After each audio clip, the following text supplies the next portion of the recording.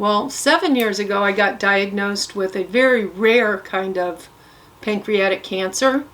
I had cancer on both my pancreas and my liver. And when you get that kind of news, you just shut down your life. At the time, I was running a toy library and having the time of my life, one of my best jobs that I had ever created for myself.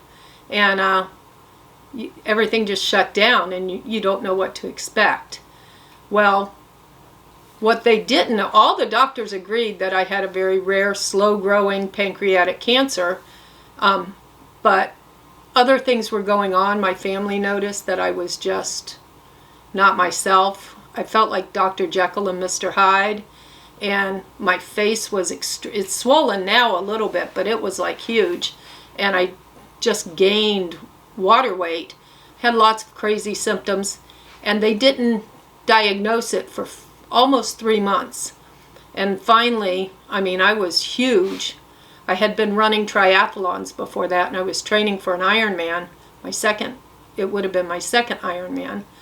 And I couldn't keep up with my buddy who's, and so I went to the doctor, and at first he told me I had high blood pressure, which I did, but none of the medication worked. And this is before the diagnosis. And so then he went to send me for a CAT scan, and that's when they told me I had cancer. And it just, like, within a day and a half, your world just flips over. I had to tell my grown children, who had very small children at the time. So my grandkids were all under the age of 5. And, they wouldn't have remembered me had I passed. And so, finally, they diagnosed the rest of my symptoms as something called Cushing's syndrome, which is a little different than Cushing's, and it's also extremely rare. So for someone to have both of those conditions at the same time was literally unheard of. But as soon as I got diagnosed with the Cushing syndrome, hadn't seen an endocrinologist before that. She said, there's 2 pills to take. We'll try one. If it doesn't work, we'll try the other. And the first one worked. And I literally lost 90 pounds in 2 weeks of just water. It was just retaining all over. I got up to like 250 pounds. And then little by little, all the other symptoms went away.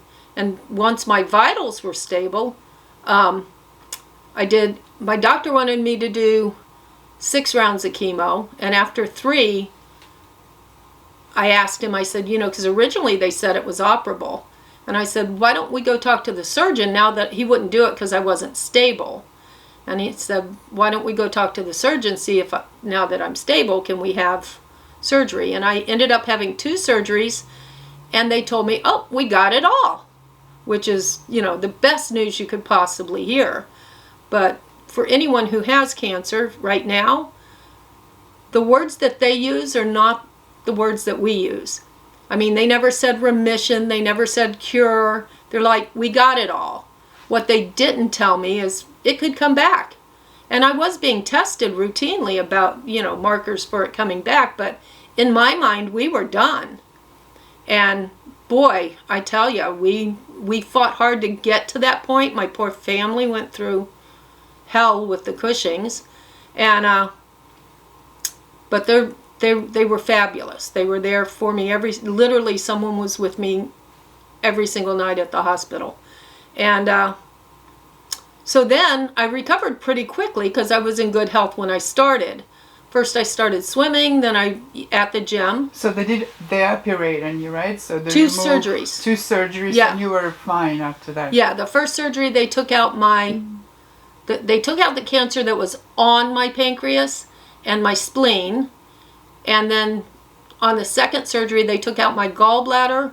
And he went in, and there were 10 little cancers in my liver. And he took out the ones he could take out and cauterized. I'm saying cauterized. I'm sure it's not the right term, but cauterized the others. But the point is they said, we got it all. And, just after all that, it took over a year, and it was like, holy cow, this is fantastic. So I went right back to swimming at the pool at the gym. Then I started doing a few weights. Then I started climbing stairs. And the one thing that kept me going through it all is my brother-in-law, who I adore. He had seen a documentary about walking the John Muir Trail, and he kept saying the whole time I was saying, and I watched it, beautiful documentary, and I'm like, okay, as soon as we can, we're walking that John Muir Trail. And so I worked hard that first year. But the best part was my family. You know, I was normal again in my thinking and, you know, reacting, because I'm not really Dr. Jekyll and Mr. Hyde. And I got to watch my grandkids grow up, which was wonderful. And the room I'm sitting in, my art studio, I put together for me and my grandkids, and now it's open to other families to come and do art. So this is since I didn't reopen the toy library, this is my current source of joy, as far as I love to get the kids in here and let them create. So that, you know, that was 7 years ago. So 1 year of, you know, treatment, and then 6 years of very good health. I bounced back. I didn't go back and do any more triathlons. I took up hiking and backpacking. So the first year I, you know, hiked locally and tried to get in really good shape. And my brother-in-law wasn't ready to go yet because he was a caregiver for my sister. And so I scheduled, I booked a solo trip by myself. I went to California, and the tour guides, you know, they have all these tours to pick from. And so I picked 8 days across Yosemite. And it was me, the guide, and there were 4 other people in the party who were all related to each other, but I was by myself. And it was the hardest thing I've ever done. It was harder than an Ironman because it took 8 days. But it was wonderful. And they provided all the food, and the guide was just fantastic. But everybody was faster than me. So they would hike on ahead, and I was literally hiking by myself, and then I'd catch up, and then they'd go ahead, and then I'd catch up.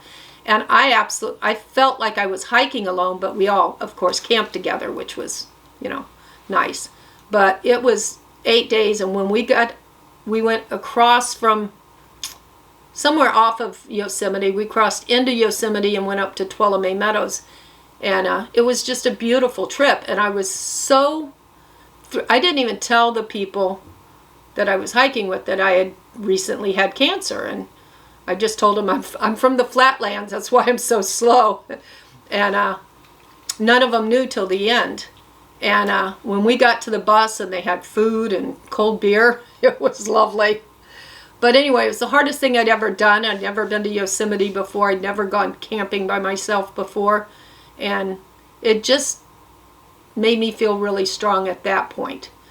But it also made me know that I wasn't going to walk the John Muir Trail with my brother-in-law because he wasn't ready for it yet. So we made other plans, and we ended up, his daughter and her wife live in California, and they hike and they backpack, and they're experts. They lined up, I had gone to visit them after Yosemite, and they lined up a month, which is what it would have taken us to do the John Muir Trail, but we went to 6 different parks and stayed at Airbnbs between. Oh, best trip I've ever been on.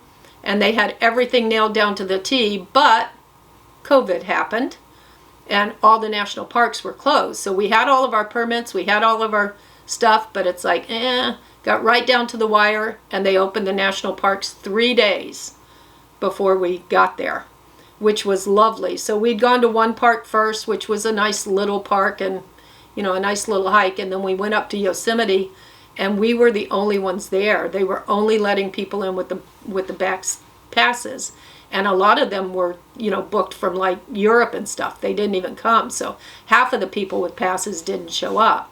So we had the whole park to ourselves, which was so nice. So we rode the bus up to Tuolumne. I think we parked our car at Tuolumne Meadows and walked down. We took like 4 days to walk down. And on that trip, the girls were always in front of us, and Dale hung out with me. And I think it was the 3rd day we climbed this mountain of mountains, and you get to the top and there's a pile of rocks. They call it Cloud's Rest. And there's literally 360 degrees underneath you. And when you get to the top, there's a huge rock, maybe 2 foot wide and 12 feet long. and you have to stand up on that rock and walk across it to get to the other side. And I will tell you, my brother, he did like a duck walk across it, and but I'm like, nope, if I'm crossing it, I'm crossing it. And my pack was good, and I just stood right up on it and started walking across it. And the look on his face was like, oh my God, you're going to die, you know. But I got right out in the middle, and I stopped, and I turned around 360 degrees, and there's nothing but mountains below you. And then I got to the other side and breathed a huge sigh of relief. But it was the most stunning thing I'd ever done before. So do you think cancer changed your perception of life? Oh God, yes. Really. I mean, I wouldn't say I was stuck in a rut before, but no, you were doing stuff. You did Yes. Iron Man, and you were so active I was running, and adventurous prior to cancer. But how has it changed your perception? I don't know how to explain it. You appreciate life every single day. The little things. Watching your grandkids just master any new skill. I went to one of their music auditions maybe even a year ago, and I just sat there and cried while they're doing, because all of them have the same music teacher, and so they're all up on stage performing separate things, and I literally just sat there and cried because I wouldn't have got to see that, and they wouldn't have got to know me. My oldest now, he's 14, and the youngest one's 10.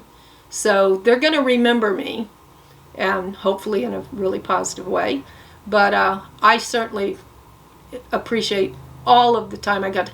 Same with my husband. Like, you know, again, not saying we were stuck in a rut, but it was like, you know what? We started taking weekend trips to, you know, local places, Weeki Wachee, and we would go down to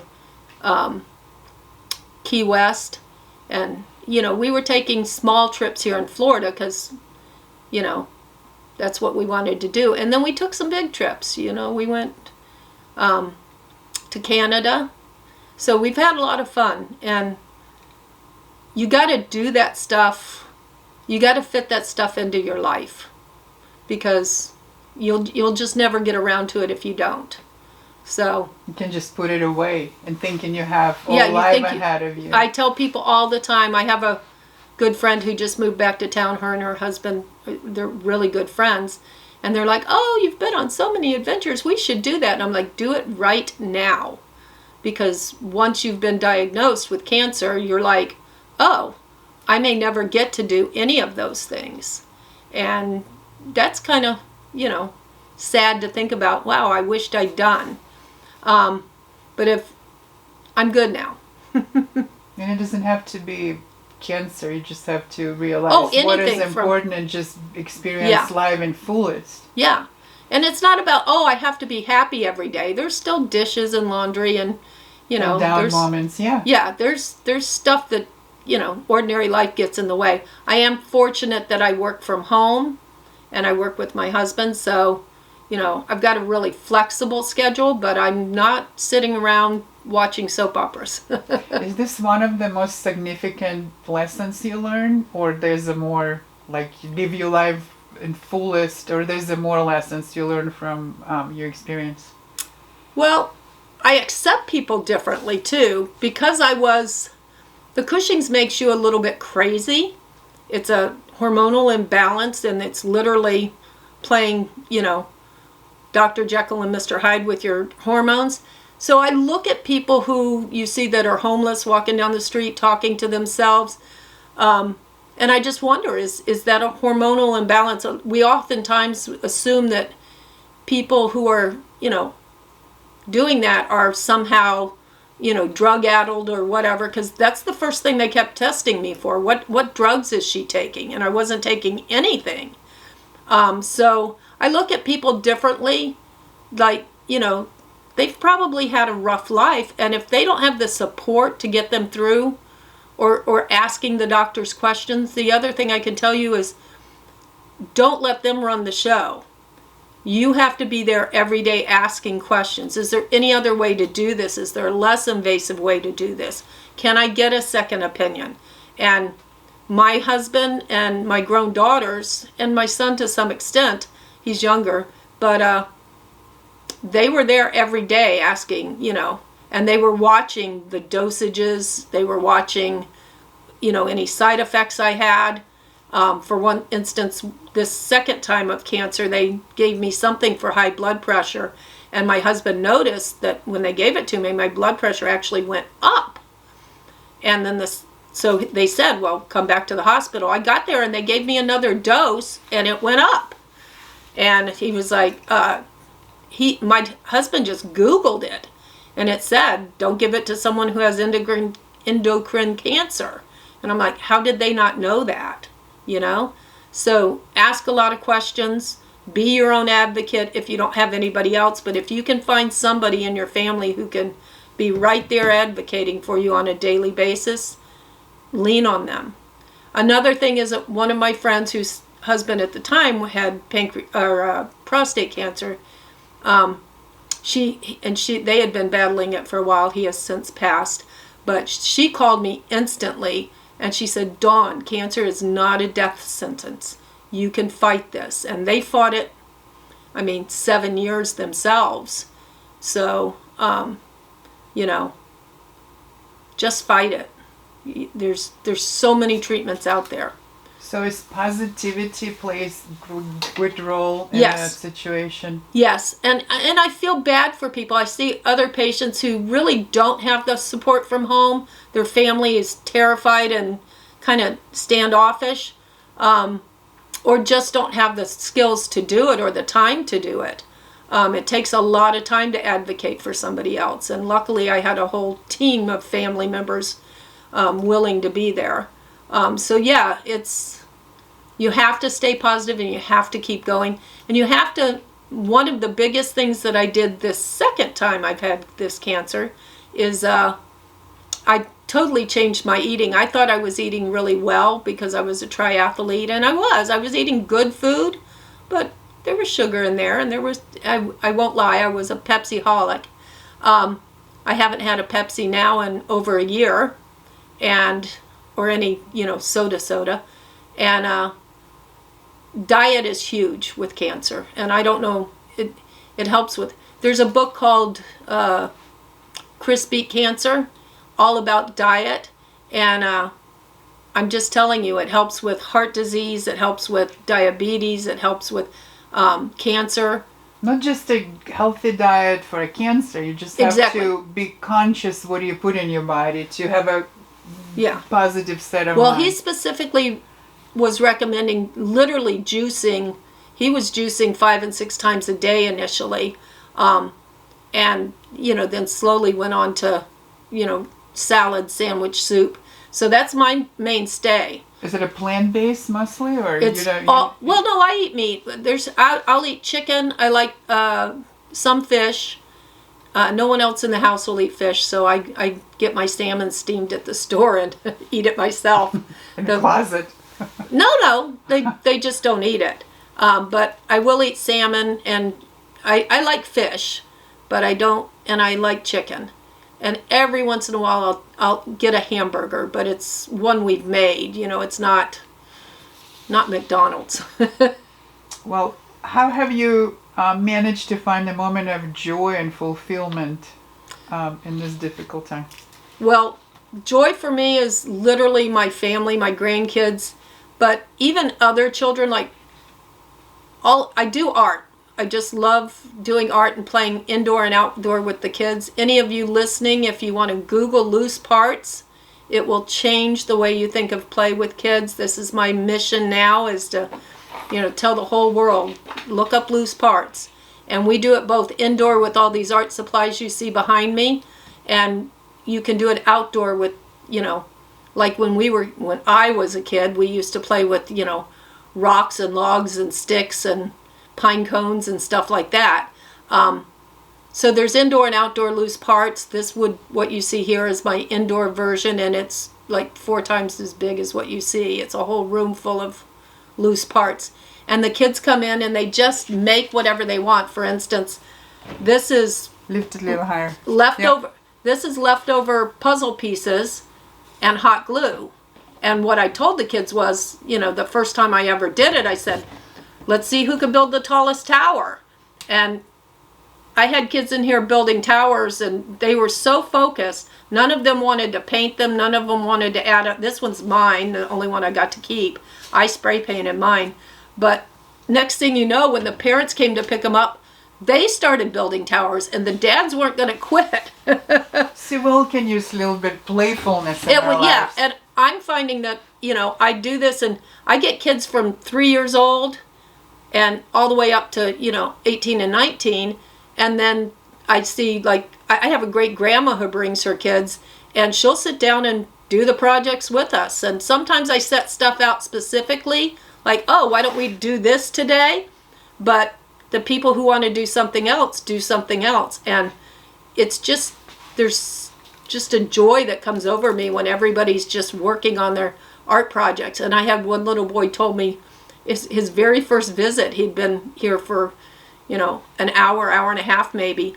And he hugged me and he goes, "You're the best art teacher ever." And I'm like, technically I'm not an art teacher, just a grandma, but it was sweet. And I just love it. And then another day I was out here quietly doing a project, and one of my grandsons came out, and he is won't lie, he's a hot glue savant. And I asked him, I said, "What are you making?" He goes, "I'm making a tank." Little hair. And I said, "You're making a tank. That's great." I said, "Do you need anything?" And he goes, "Well, I need to do something with the tires." And he had already had these bottle caps on here, but he meant the track. And I just happened to have an old piece of track from some Connects, and I handed it to him, but he literally did this whole thing by himself. And since then, the other kids who see it are making their tanks, and they're all unique. It's just crazy to watch them work.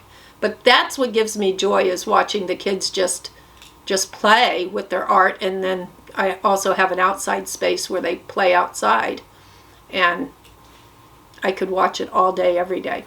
So, has your relationship with your friends and family evolved through battle with cancer? Yes, honestly it is. I've gotten a lot closer to my friends. It used to be, oh, I'll call her next week, or, I'll call her, because I homeschooled all my kids, so I have a really tight homeschool group from back in the day. We call ourselves the old homeschool moms, because a lot of our kids are homeschooling now.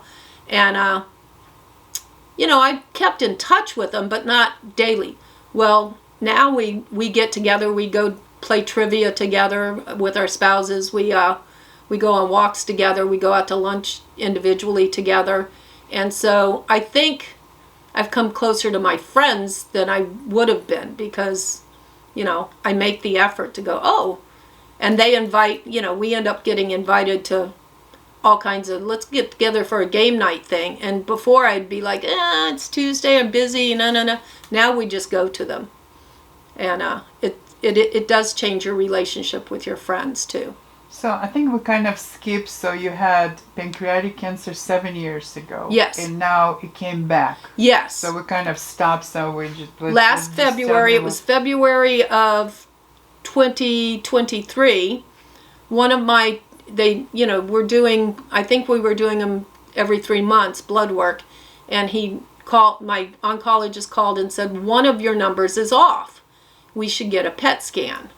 And so that was February. It took forever to get the PET scan. You need to know from your primary care physician how to go about getting things done paperwork-wise, because it took forever to get it done, and then it took forever to get the results. And then they gave me a different oncologist, which they claimed knew endocrine cancer better, but he was not a good doctor. Wouldn't return my phone calls. He was stalling for time for some reason. And the last appointment, and so I had only had cancer at that part only, and this time it's only on my liver. They gave me the impression from the PET scan that there were 3 small tumors, and I had heard before it's a slow-growing cancer. So I'm like, okay, we've got time. We beat it once before, we can beat it again. Well, before I ever even saw this new doctor, the Cushing's came back, and I knew what to look for the symptoms, and there it was. And we thought it was going to be a little bit easier this time with the Cushing's, because we had beat it so quickly last time, but it apparently it has to run its course. And I don't know how to explain it, but one day you've got high blood pressure, the next day you have low blood sugar, or high blood sugar, so I had to be on insulin.